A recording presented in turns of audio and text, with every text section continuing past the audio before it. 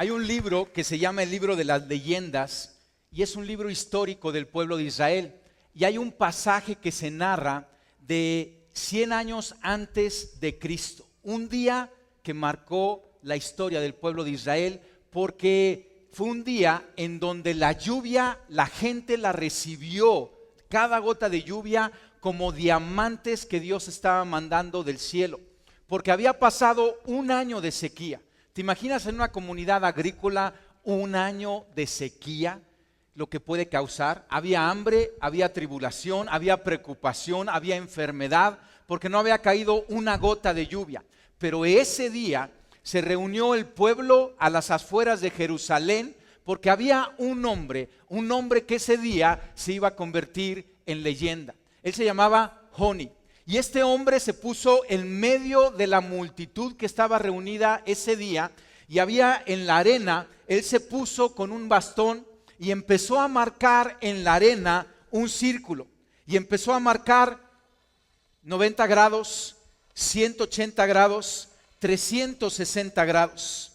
Y una vez que marcó el círculo y toda la gente viéndolo, se hincó en medio del círculo, levantó las manos al cielo y comenzó a hacer una oración a Dios.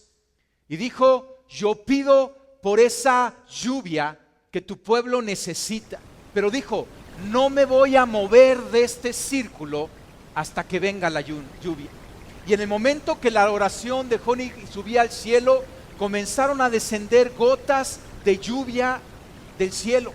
Y hubo voces en la multitud porque empezaron a caer esas gotas y todos estaban maravillados.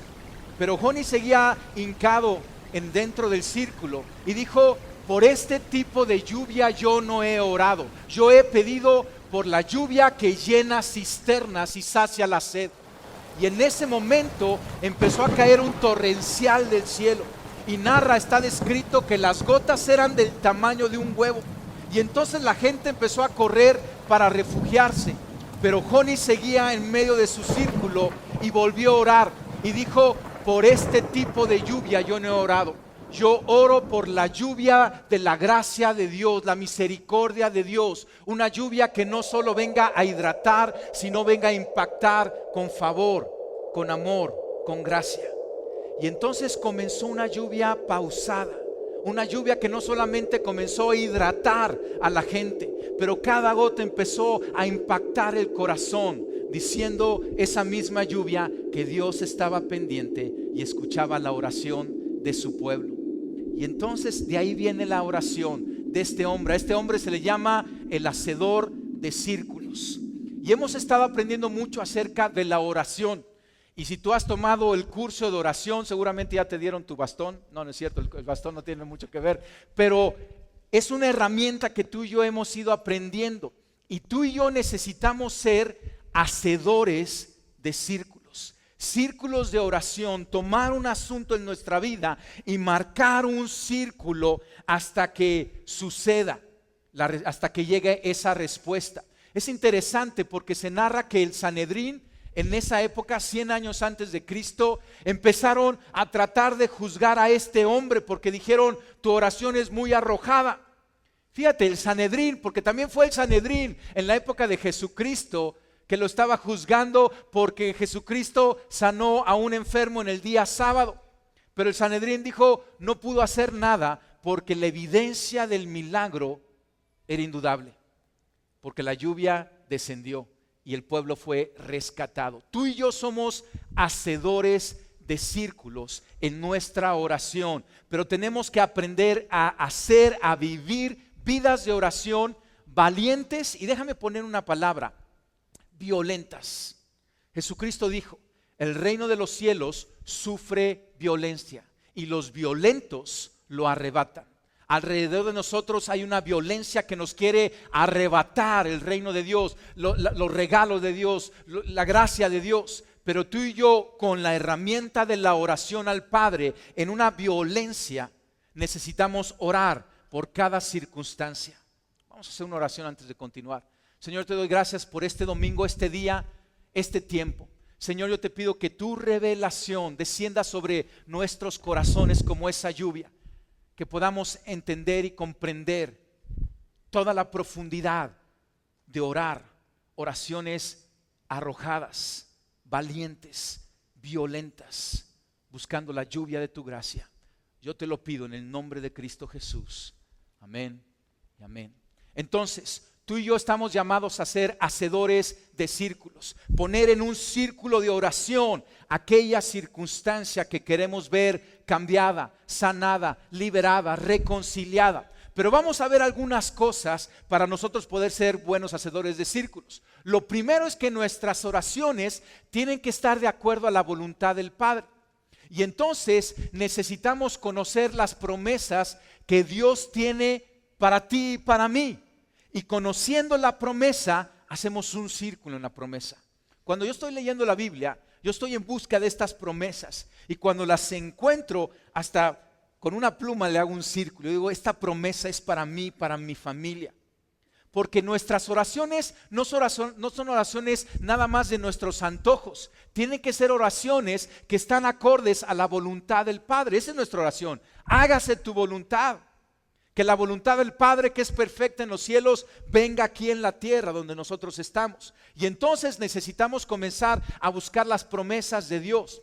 Hoy vamos a hablar mucho acerca de Josué. Josué fue el siguiente líder después de Moisés. Moisés sacó al pueblo de Israel de Egipto, lo atravesó por el desierto y lo dejó al borde del río Jordán por conquistar la tierra prometida. Y ahí Moisés murió, pero pasó la estafeta a este líder llamado Josué. Y comienza el libro de Josué en el Antiguo Testamento de esta manera. Y dice, tal como le prometí, o sea, Dios hablando a Josué le dice, tal como le prometí a Moisés, acuérdate, Moisés, el antecesor de Josué, yo les entregaré a ustedes todo lugar que toque sus pies. Y esta es la promesa. Dios le estaba diciendo a Josué, donde tú camines, yo te estoy entregando ese territorio para ti, para el pueblo, para Israel. Pero esa misma promesa se la había dado a Moisés. Y aquí hay un principio muy interesante. Las promesas de Dios van a través de generaciones. Y tú y yo sí podemos ver la Biblia y encontrar promesas que Dios le hizo al rey David o Dios le hizo a Pablo y tomarlas para nosotros. Si es que Dios las impacta en nuestro corazón como una palabra rema, como una palabra personal. O sea, el hecho de que Sara haya tenido un hijo a los 90 años no quiere decir que nosotros o tú puedes tener un hijo a los 90 años. A menos que Dios te diga, como hice con Sara, voy a hacer contigo.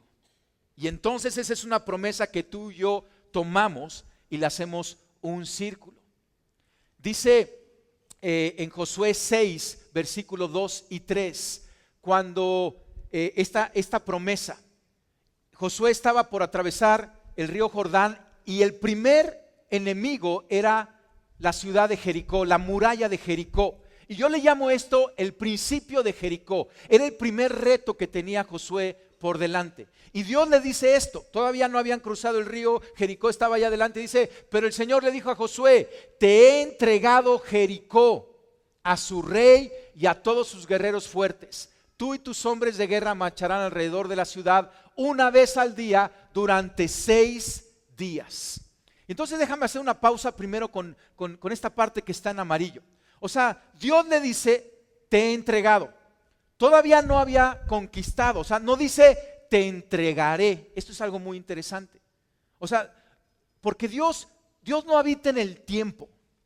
Y cuando Él te dice, te he dado, aunque todavía no te ha llegado, ya está garantizado. Y a Josué le dijo, ya te entregué Jericó. Todavía capítulos adelante sucedió la conquista de Jericó. Pero Dios le está diciendo, ya te lo di. Y con esa promesa es que Josué caminó. Y Dios le da la instrucción, le dice, haz 6 círculos y en el 7º día camina 7 veces alrededor. Y entonces Josué llegó ahí a Jericó, juntó a todo el ejército y dio el primer círculo una mañana. Y regresaron al campamento a descansar. Y al siguiente día volvieron a hacer el círculo. Iban calladitos. No lo dice explícitamente la Biblia, pero yo creo que la gente, el pueblo, los guerreros iban orando. Porque ¿qué haces tú cuando estás enfrente de un enemigo que es más fuerte que tú? No, correr no, orar a Dios. Y el ejército seguramente iba orando y eran círculos de oración que iba el pueblo haciendo alrededor de Jericó. un día, otro día, el sexto día, el séptimo día, Dios les dijo, da 7 vueltas. Y dieron 7 vueltas y en la séptima vuelta Josué les dijo, ahora sí, con todo pulmón, a gritar. Y empezaron a gritar y en el grito cayó el muro, las murallas de Jericó. ¿Te imaginas esa escena? Ellos estaban gritando y de repente se derrumbó. Los que estaban adentro, que se pensaban protegidos, que a lo mejor en cada vuelta se burlaban de los israelitas diciendo, estos cuates nos quieren marear, ¿no? Pero de repente gritaron, cayó la muralla y entró ahora sí el ejército y acabó con todo Jericó, con toda la ciudad, con todo el rey y con todos los fuertes. Porque vino la victoria, porque ellos hicieron este círculo en obediencia a la promesa que Dios les dio. Es lo primero. Busca la promesa y toma esa promesa y comienza a orar de acuerdo a la promesa, no de acuerdo a tus antojos, de acuerdo a lo que Dios ve y sueña en ti y a través de ti.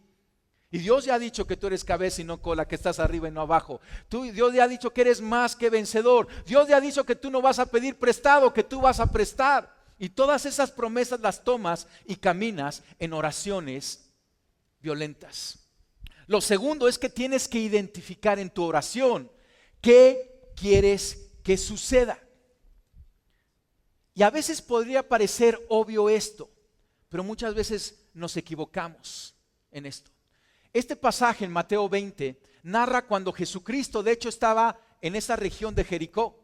Años después, siglos después, Jesucristo estaba caminando ahí y 2 ciegos que estaban ahí a la orilla del camino mendigando, escucharon que Jesucristo venía y le empezaron a gritar, Jesús, Jesús. Y entonces dice el pasaje, entonces Jesús se detuvo, llamó a los ciegos y les preguntó, ¿qué quieren que les haga?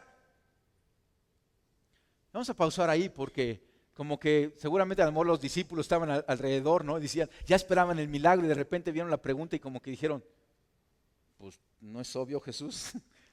Están ciegos, a lo mejor estaban los ciegos ahí buscando a Jesucristo, ¿no? Y Jesucristo ahí nada más viendo los perdidos y ¿qué necesitan, no? Ellos le dijeron, Señor, que se abran nuestros ojos. Jesús se compadeció de ellos y les tocó los ojos y en ese mismo instante ellos recibieron la vista y lo siguieron. Pero acá hay un principio. Muchas veces nuestras oraciones son tan vagas que no sabemos si tenemos respuesta a nuestra oración o no. Necesitamos aprender a identificar puntualmente qué es lo que necesitamos, por qué estamos orando.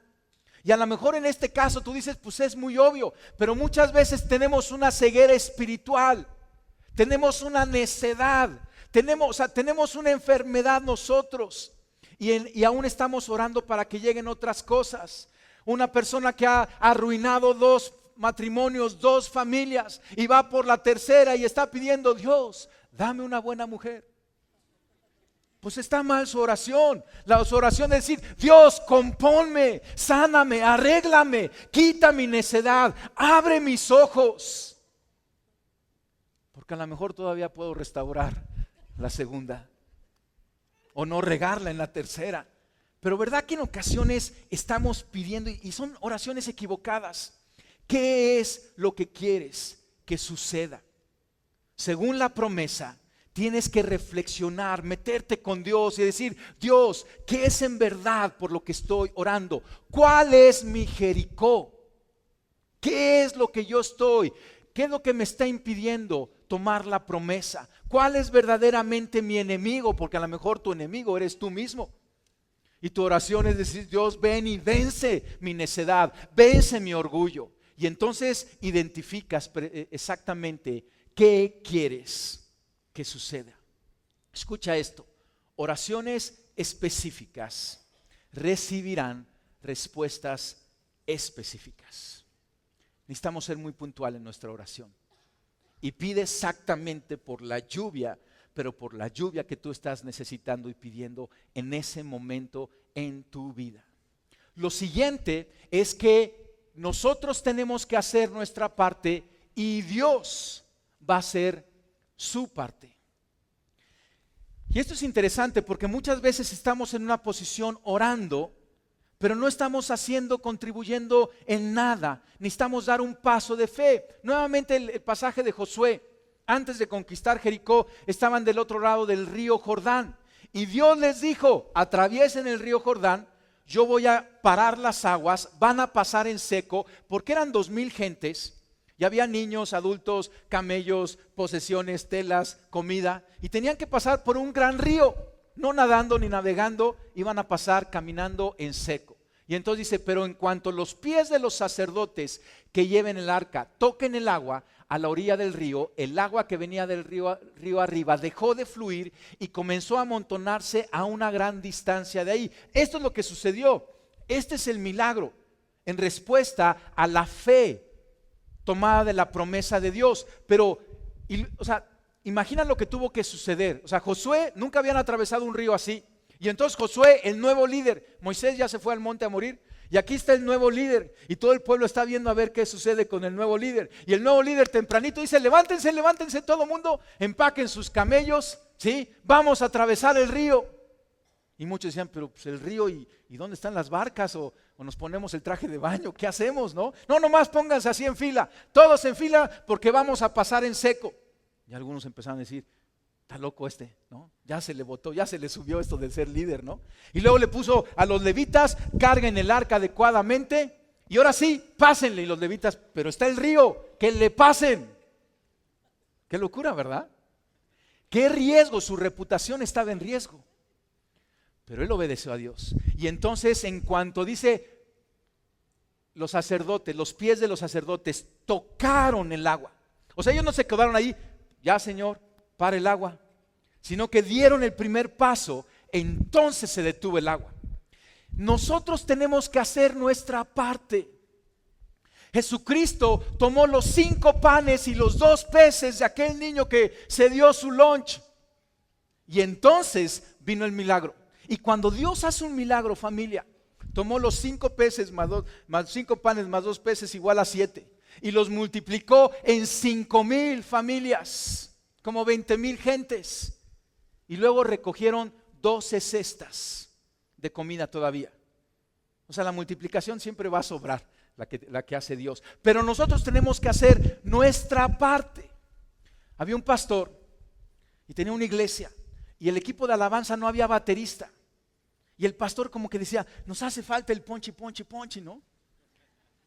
¿Sí? ¿A ti te gusta con el batería? ¿No se siente de repente? Hoy pusieron las nochebuenas, y las que están aquí enfrente de los bafles nada más temblaban, ¿no? Yo decía, pobrecitas, estaban en un invernadero y de repente las trajeron aquí Pero bueno, el baterista de la congregación y entonces estaba el pastor orando por el baterista, y llevaba 1 año orando por el baterista. Él había hecho un círculo, Señor, dame el baterista. Y un día, después de 1 año, Dios le dijo, oye, ¿y por qué no te compras una batería? Fíjate, este hombre quería un baterista, pero no había dado el paso de fe de comprarse la batería. Dice, ¿para qué te doy el baterista si no tienes batería? Y entonces este hombre en obediencia fue y compró la batería, y dice que esa misma semana llegó el baterista, cuando él dio el paso de fe. Y así tenemos que estar tú y yo, dando esos pasos de fe, haciendo nuestra parte. Trabaja como si dependiera de ti, sabiendo que todo depende de Dios, pero da los pasos de fe. Ve y entrega los currículos, visita a los clientes, habla, reconcilia. Lo que tú tienes que hacer, haz tu parte, y entonces la gracia de Dios va a continuar. Necesitamos buscar esa promesa, necesitamos saber específicamente por lo que tenemos que orar, queremos que recibir, y comenzar a hacer nuestra parte. Y una vez que comencemos a orar, necesitamos interceder hasta que Dios venga. Esta palabra intercesión es una oración intencional por alguien o por una situación. Y entonces tú y yo tenemos que estar levantando estas oraciones, pero perseverar en ellas. Pregunta, ¿qué hubiera sucedido si Josué hubiera parado en la 5ª vuelta? Hubiera sido otra historia, ¿verdad que sí? Porque en la 5ª vuelta estaba a un día, a una oración, a una vuelta de que cayeran los muros. Pero muchas veces tú y yo podemos estar a una oración y decimos, ya no le voy a seguir. Necesitamos estar permaneciendo, prevaleciendo. En ocasiones Dios tarda. Y muchas veces no tiene sentido en el momento, va a tener sentido hasta tiempo después. Hace 14 años nosotros estábamos en un local pequeño y estábamos ahí, lloramos, Señor, que podamos comprar este local. Y no nos los concedió Dios, porque la congregación creció, ya no cabíamos ahí, y entonces nos fuimos a otro local. Y estábamos en ese local ahí en Palmas y estábamos orando, Señor, que podamos comprar este local. Y Dios no nos los concedió, pero crecimos y dijimos, qué bueno. Y entonces hace 2 años llegamos a este local. Ya no estoy seguro cómo tenemos que orar, ¿no? Pero, o sea, pero tiene una lógica, pero nosotros necesitamos estar perseverando. Jesucristo contó una parábola acerca, para enseñarnos de la oración, la parábola de la viuda y el juez. Y narra la parábola de una viuda que tenía un caso jurídico y el juez no le hacía justicia. Y entonces la viuda le daba lata al juez día y noche y estaba ahí. Y no solamente en el juzgado, sino que iba a su casa, o sea, rompía todo el protocolo. Mira, a Dios no le importan los protocolos, lo que importa es que seamos arrojados en nuestra oración. Y esta viuda hasta en la casa del juez le daba lata. Y entonces narra la parábola que el juez, aunque no le importaba hacer justicia, dice, ya me hartó esta viuda, le voy a hacer justicia para que me deje en paz. Y entonces Jesucristo dice esto: ¿acaso no creen que Dios hará justicia a su pueblo escogido que clama a Él día y noche? ¿Seguirá aplazando su respuesta? Les digo, Él pronto les hará justicia. Pero cuando el Hijo del Hombre regrese, ¿a cuántas personas con fe encontrará en la tierra? La oración está relacionada con la fe y la fe está relacionada con oración. Tú no puedes orar si no tienes fe y tú no puedes dejar de orar si tienes fe. Pero necesitamos estar prevaleciendo. La oración la tienes que ver como sembrar, como sembrar. Y muchas veces nuestra oración es una siembra para algo que va a crecer, que no nos va a tocar a nosotros ver, pero le va a tocar ver a generaciones adelante. Mira esta frase: la oración es la herencia que recibimos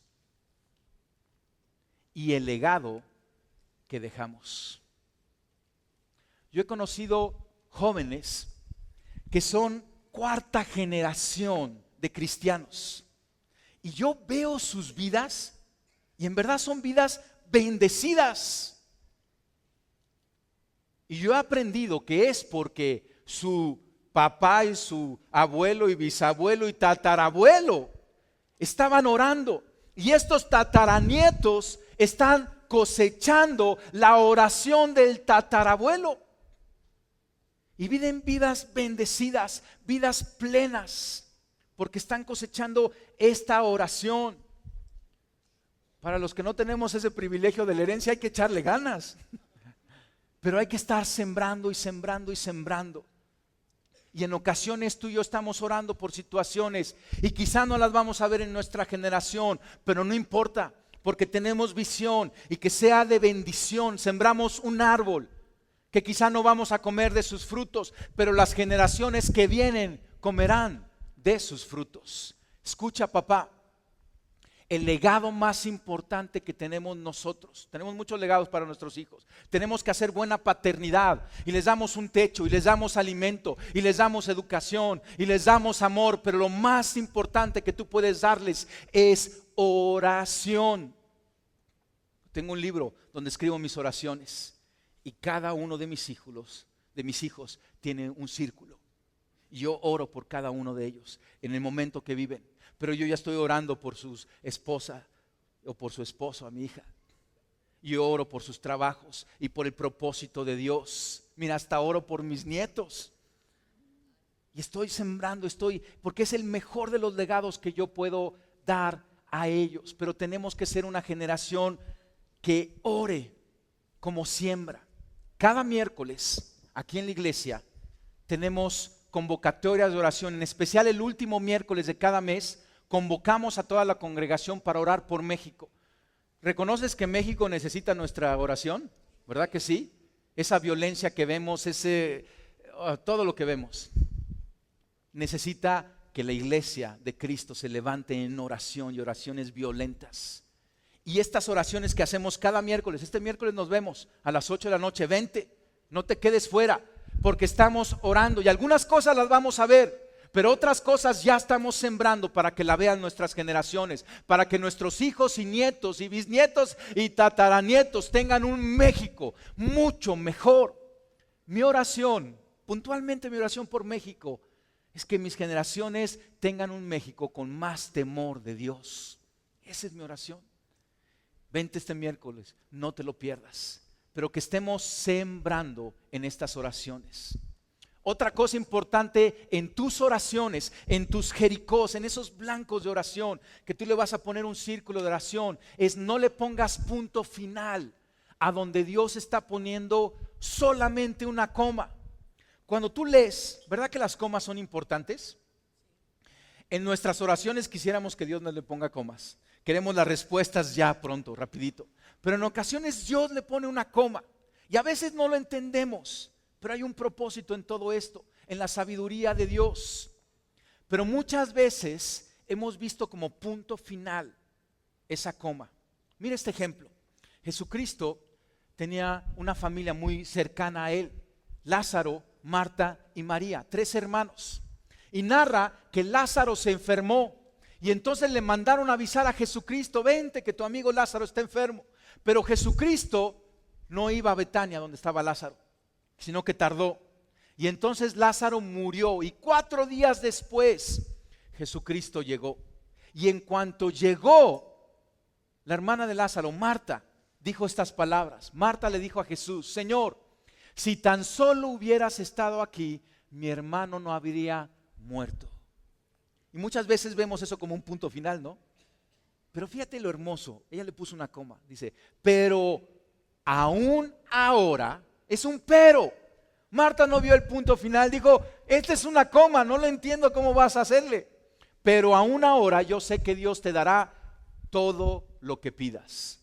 Y Jesucristo ora por Lázaro, 4 días de muerto, y se levanta. ¿Qué hemos dejado morir? ¿Qué sueños has dejado morir? Le has puesto el punto final. Y en los cielos dicen, ¿pero qué pasó? Solamente era una coma. Necesitamos orar por Lázaro. Necesitas orar por Jericó. A lo mejor ya lo habías dejado morir. Hay algo ahí, hay un sueño, hay algo que no has podido vencer y ya te has dado por vencido, pero es solamente una coma. Y mira, lo que estamos haciendo tú y yo en la oración, porque nuestras oraciones es hacia cosas difíciles. Tú y yo no oramos por cosas que podemos hacer. Tú y yo oramos por cosas que no están en nuestra mano, ni en nuestras fuerzas, ni en nuestro poder hacer. Esas son nuestras oraciones. Es como una piedra grandota y que vamos nosotros rodando en la vida. A través de las oraciones le vamos dando vueltas. Pero llega un momento en donde de repente esa piedra se puede atorar. Y entonces empujamos, insistimos y decimos, no, pues ya punto final. Ahí ya se va a quedar esa piedra. Y Dios está diciendo, no, nomás es una coma. Se atoró tantito. Y entonces, ¿qué tenemos que hacer? Acompaña tus oraciones con ayuno. Cuando sientas que parece que hay un punto, cuando sientas que se está atorando esa piedra, necesitamos ayunar. Jesucristo va con sus discípulos y de repente sus discípulos intentaron liberar, sanar ahí un muchacho, y el papá del muchacho viene y dice, tus discípulos no pueden, ¿puedes tú? Y Jesucristo dice que claro que puedo, y sanó, echó fuera el demonio. Y al final los discípulos se acercaron con Jesucristo y dicen, ¿qué pasó? ¿Por qué no pudimos? Y Jesucristo dice, este género no sale sino con oración y ayuno. El domingo pasado nos dieron toda una enseñanza muy completa acerca del ayuno. Es ayuno con oración. No nomás es ayuno, es acompañar nuestra oración con ayuno, porque en ocasiones venimos rodando la piedra y entonces de repente la piedra se detiene y ya no avanza, y entonces buscamos esa palanca del ayuno y la ponemos debajo de la piedra y hacemos palanca, ¡pum!, hasta que se desatore y continúe rodando. Y quizás estás viendo algo en tu vida y lo ves atorado. Acompaña tu oración, continúa tu oración. Si la has dejado, vuelve a cerrar ese círculo. Círculos completos, no medios círculos, y empieza a hacer oración con ayuno. El ayuno es dejar de comer, dejar de tomar alguno de los placeres de la vida momentáneamente que son buenos, pero dejar morir momentáneamente a ellos para tener un hambre mayor de Dios. Toda la enseñanza del domingo pasado la puedes ver en video, está en la página de internet o en el canal de YouTube que tenemos aquí en Paz. Busca ahí, todas las pláticas las subimos ahí para que las veas y las reveas hasta que te caiga el 20, como decíamos los antiguos. Pero, ¿qué estaba? El ayuno. Acompaña tu oración con ayuno. Y a lo mejor esta misma semana dices, ya no voy a desayunar toda la semana, voy a ayunar y orar. O a lo mejor dices, voy a hacer un ayuno como el de Daniel, pura fruta y verdura. Y los carnívoros dicen, ¿cómo? ¿Sobrevives con pura fruta y verdura? Uy, vas a acabar más fuerte, en especial en lo espiritual. O a lo mejor haces ayuno de chocolate. O mira, a lo mejor no solamente es de comida, sino también de cosas. Te voy a retar con uno. Ayuna una semana tu celular. Y algunos dijeron, no, sacrilegio, ¿cómo crees? Mi celular. ¿Te imaginas? Y en lugar de andar viendo tu WhatsApp y tus cosas y demás, te dedicas a orar y a interceder. El ayuno lo que hace es que es como una palanca, es como una lupa que toma los rayos de la gracia de Dios y los concentra hasta que se queme esa situación. Oración con ayuno. Porque familia, tú y yo oramos por cosas imposibles. Mira, en ocasiones nuestras oraciones aburren a Dios. Y estamos orando, Dios, que me salga bien el licuado de frambuesa. Y eres ya de por sí el mejor en el condado, que tu licuado de frambuesa es famoso en el condado, ¿no? Y estás tú orando. ¿Por qué no en lugar le oras a Dios y dices, Dios, que mi licuado de frambuesa se venda en todos los Starbucks de todo el mundo? Ah, ¿verdad? Ay, sí, el cielo se inquieta y dice, ahora sí, esta oración sí me gusta. Esta está buena. Si tus oraciones no son imposibles, ¿escuchas? Si tus oraciones no son imposibles, para ti son un insulto para Dios. No oramos por cosas que tú y yo podemos hacer, oramos por cosas que tú y yo no podemos hacer, porque ya hemos intentado y no la encontramos, porque ya hemos intentado y no nos abren, o porque ya hemos querido cerrar y no se queda cerrada. Y entonces oramos oraciones arrojadas. Tú y yo debemos de tener sueños, pero esos sueños son sueños grandes. Si tienes una empresa, no sueñes para que tengas éxito aquí en Puebla, te sueña para que tengas una empresa transnacional, con éxito en todo el mundo. Esos son sueños grandes. Esas oraciones no van a aburrir a Dios, se va a decir, esta está muy buena, aquí tengo un hijo arrojado. Sueña que el evangelio vaya por todo México. Sueña que tu familia viva un matrimonio como nunca en todas tus generaciones lo has vivido. Sueños grandes. Yo te digo, toma el riesgo y haz un círculo con tus oraciones. Identifica tu Jericó.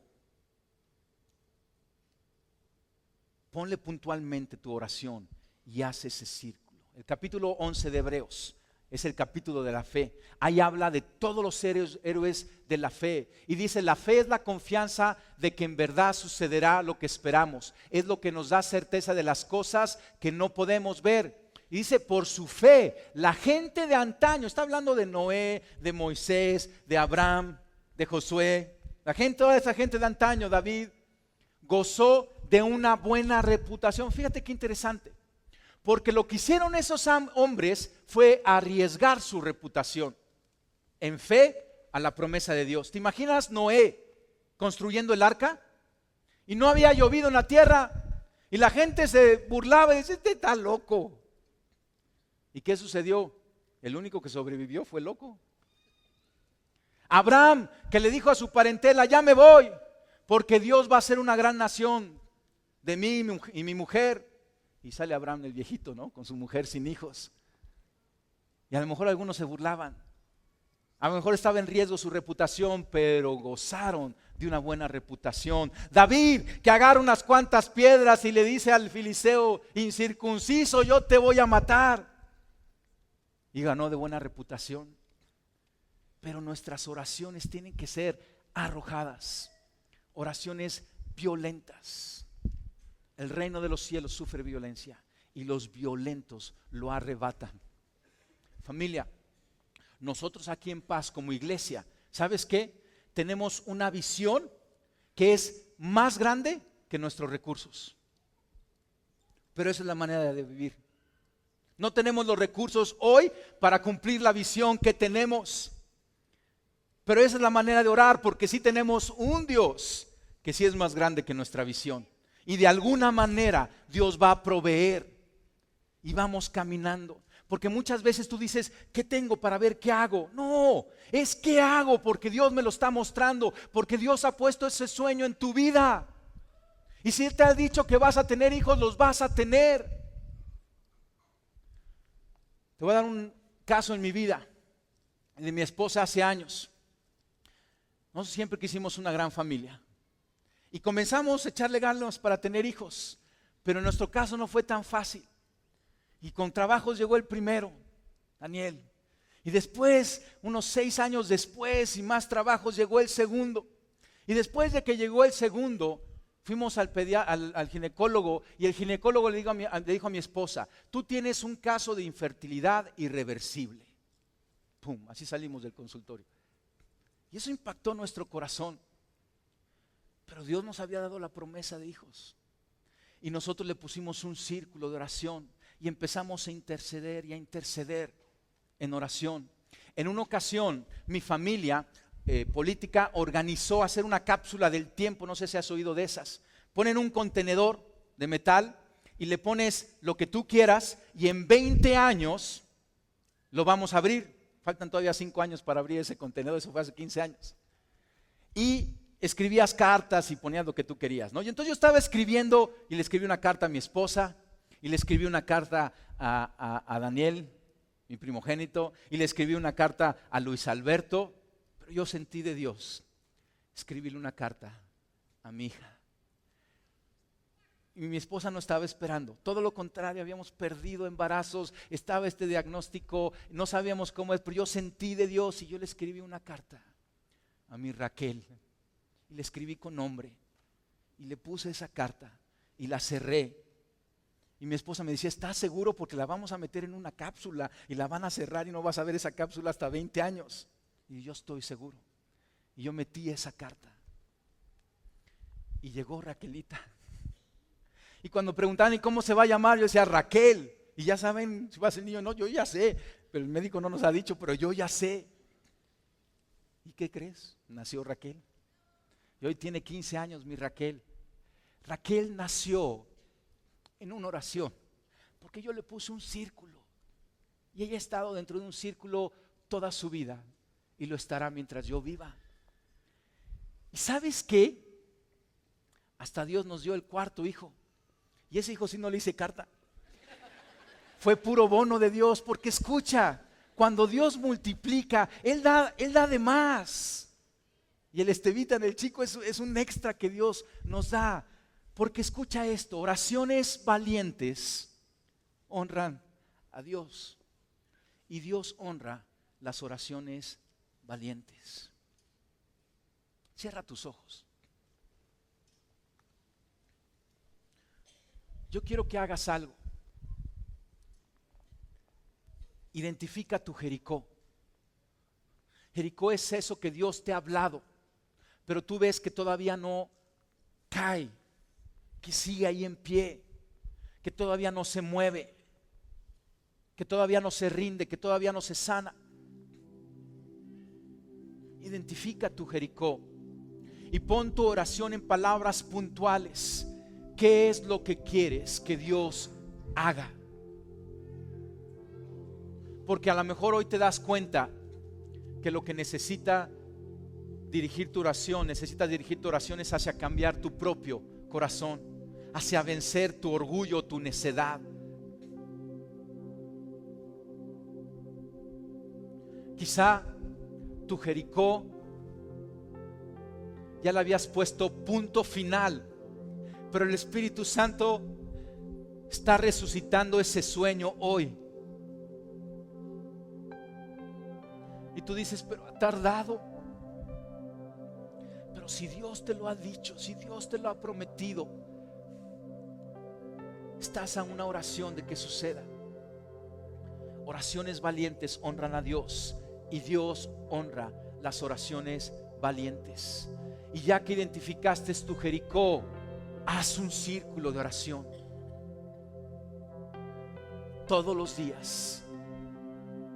Ora por ese asunto. Oraciones valientes y arrojadas.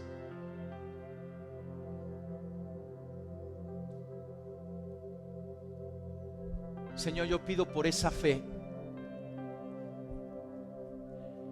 que pide por milagros. Yo bendigo a cada uno en esta congregación con esa fe que pide por milagros, que pide por lo imposible, sabiendo que tú eres Dios de lo imposible, sabiendo que el problema ese Jericó no es más grande de lo que tú eres. Tú, Dios, eres más grande que nuestros problemas. Danos esa fe, Señor. Te lo pido en el nombre de Jesús. Amén.